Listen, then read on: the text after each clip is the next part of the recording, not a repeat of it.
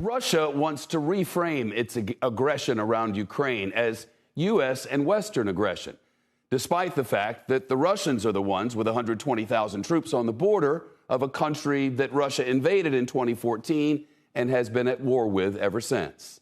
And to that end, Russia is acting decidedly displeased with America's response to its demands over Ukraine.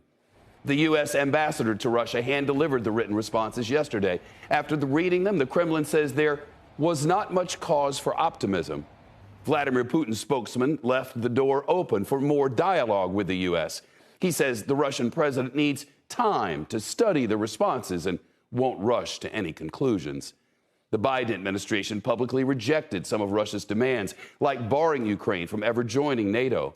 Meanwhile, Russia continues to ramp up military forces near Ukraine. This is new video from today of Russian tank and artillery drills near the Ukrainian border.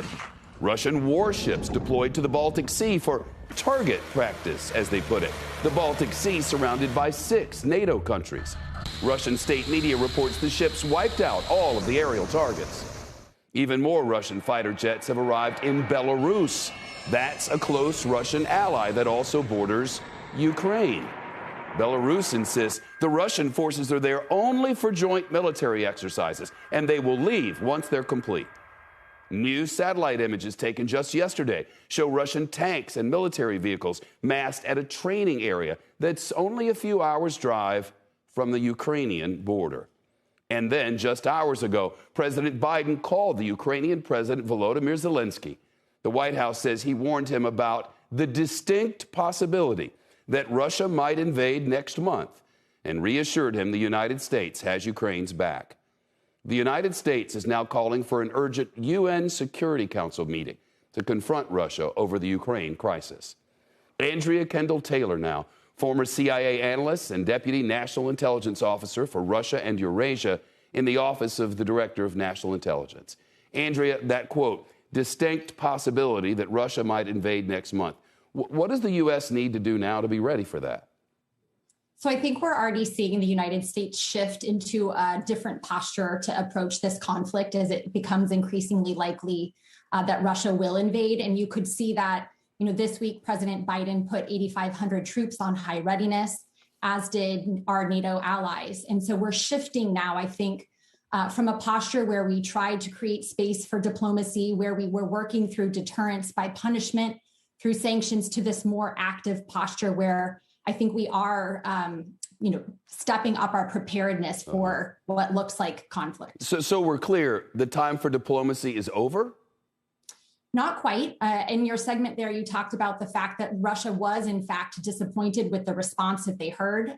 Primarily, they were disappointed by the fact that the U.S. response didn't address the Ukraine question, Ukraine getting into NATO. But it isn't dead. But as you pointed out, their forces continue to build up on the border. And I think most people are growing relatively pessimistic that there is a diplomatic off-ramp. And Andrea, our viewers should know you led the U.S. intelligence community's strategic analysis on Russia. And I ask you this for that reason. Is the Biden administration approaching Vladimir Putin correctly as we play his game? I think they've done an incredible job managing a really difficult situation. They have clearly laid out the costs that President Putin would face. They're talking now about export controls on things that would matter dearly to Putin, like his ability to innovate in areas like AI and quantum computing. We've also continued to equip the Ukrainians, sending more aid this year than in any year since 2014. And they've also kept the door to diplomacy open. And so I think so far, they've done a strong job at managing a very difficult situation. Andrea Kendall Taylor, thank you.